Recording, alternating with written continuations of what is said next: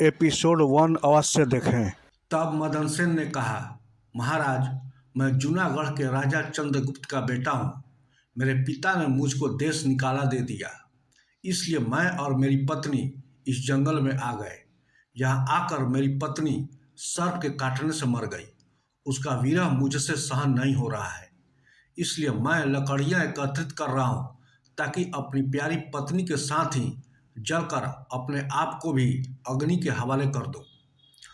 मदन की ऐसी दुख भरी बातें सुनकर महादेव ने कहा, राजकुमार, तू बड़ा मूर्ख है। यह तो संसार है, यहाँ इंसानों का आना जाना लगा रहता है। एक दिन ये शरीर सबको छोड़कर जाना पड़ेगा। तू ये भी जानता है कि इस संसार में कोई किसी का साथ नहीं आया है, ना किसी के साथ जाएगा। तू बुद्धिमान होकर भी ऐसी बात करता है। अगर तू जीवित रहा तो तुझे बहुत सी रानियां मिल जाएंगी, इसलिए तू मेरा कहना मान और इस विचार को त्याग दे। महादेव की इन बातों को सुनकर मदन बोला, महाराज, आपने जो कुछ कहा वह सत्य है, किंतु ऐसी पतिव्रता पत्नी तो मुझे किसी जन्म में भी नहीं मिलेगी और न इसका वियोग मुझसे सहन होगा, इसलिए मैं इसके साथ ही मरूंगा। मदन के विचार सुनकर महादेव ने जान लिया कि यह अपनी पत्नी के बिना नहीं रह सकता। तब वे मदन से बोले, राजकुमार, तेरी पत्नी के जीवित होने का एक उपाय है। इस रानी की आयु 20 वर्ष थी जो इसने भोग ली। तेरी उम्र 17 वर्ष की है, जिसमें से 30 वर्ष बीत चुके हैं। तेरी उम्र में 40 वर्ष अभी और बाकी है। यदि तुम अपनी आयु का आधा भाग अपनी रानी को दे दो तो तुम दोनों की आयु बराबर हो जाएगी। यदि यह बात तुम्हें स्वीकार है तो रानी अभी जीवित हो जाएगी। महादेव की बात सुनकर मदन ने कहा, मुझे स्वीकार है प्रभु, स्वीकार है। अब महादेव ने मदन के हाथ में पानी देकर उससे 20 वर्ष आयु देने का संकल्प लिया और रानी के हाथ पैरों पर पानी डालने से पूर्व मदन से कहा, इसमें एक रहस्य की बात और है। जब तुम्हें रानी की आवश्यकता ना हो तो यह संकल्प वापस ले सकते हो। जब ही संकल्प वापस लोगे रानी मर जाएगी, परंतु सावधान, रानी से यह बात मत बताना। किसी समय यह बात तेरे काम आएगी। ऐसा कहकर रानी पर जल छिड़ककर महादेव पार्वती वहाँ से अंतर्ध्यान हो गए।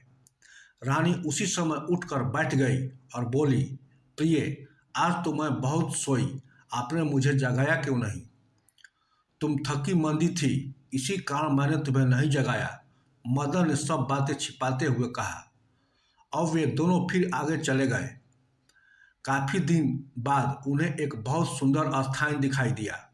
वहाँ एक फकीर की कुटिया थी।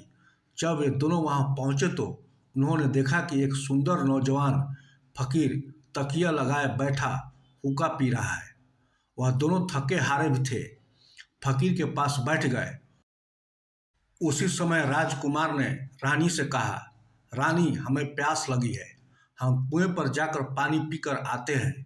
अगर तुम्हें भी प्यास लगी हो तो तुम्हारे लिए भी ले आएं। यह सुनकर रानी ने कहा, मैं तो प्यासी नहीं हूँ, आप जाकर पी आइए। रानी का जवाब सुनकर मदन सेन बोला, रस्सी लेकर कुएं पर पानी पीने चला गया। जब मदन सेन पानी पीने गया तो चंद्रप्रभा और फकीर की निगाहें चार हुई। चंद्रप्रभा उसी क्षण उस फकीर पर आशिक हो गई। चंद्रप्रभा फकीर से बोली, फकीर साहब, आप तो यहाँ बड़े सुख से रहते हैं, आप भी यहाँ रहो और ऐश करो। फकीर ने कहा, फकीर साहब, आपके साथ रहने को दिल तो कर रहा है, मगर मेरा पति मेरे साथ है, इसलिए मैं आपके साथ किस प्रकार रह सकती हूँ। चंद्रप्रभा ने फकीर के सामने अपनी असमर्थता प्रकट करते हुए कहा, किसी तरह अपने पति को कुएं में ढकेल दो, फिर हम ऐश करेंगे। फकीर ने उपाय सुझाया। फकीर की बात सुनकर चंद्रप्रभा ने कहा, ठीक है, मैं ऐसा ही करूँगी।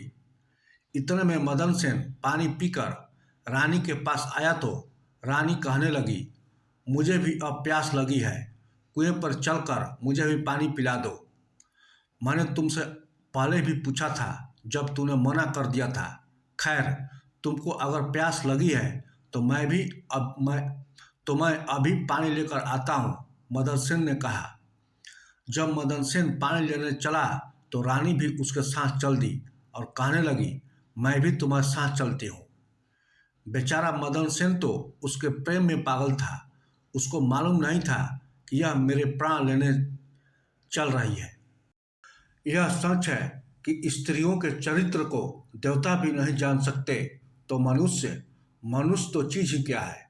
उनके जाल में तो अच्छे अच्छे होशियार इंसान फंस कर रह जाते हैं। तब तोता बोला, ए मैना, जब मदन सेन कुएं पर जाकर डोल भरने लगा तो रानी ने पीछे से उसे धक्का देकर कुएं में गिरा दिया और खुद उस फकीर के पास आ गई।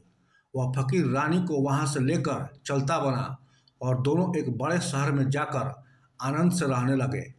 उस फकीर ने चंद्रप्रभा को थोड़े ही दिनों में ऐसा नाचना गाना सिखाया कि उसके समान नाचने वाली कोई नृत्यांगना उस शहर में दूसरी नहीं थी। वह शायर नगर में प्रसिद्ध हो चुकी थी। इस प्रकार रानी के नाचने गाने के कारण वह फकीर लाखों रुपए का मालिक हो गया। रानी उस फकीर के साथ बड़ी मौज मस्ती के साथ रहने लगी। तब तोते ने कहा, ए मैना, रानी तो उधर फकीर के साथ ऐश करने लगी, अब तू मदन सेन का हाल सुन। जिस समय रानी ने मदन सेन को कुएं में ढकेला था, दैव योग से एक जंजीर जो कुएं में लटकी हुई थी उसके हाथ में आ गई।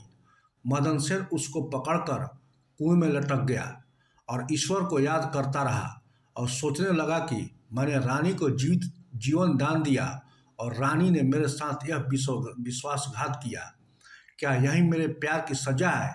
उसी दिन बंजारों का एक काफिला उस स्थान पर आकर ठहरा। एक बंजारा डोल और रस्सी लेकर कुएं पर पानी भरने गया। जब उसने डोल कुएं में डाला तो मदन ने उसका डोल पकड़ लिया। इससे आगे की कहानी जानने के लिए एपिसोड 3 अवश्य देखें।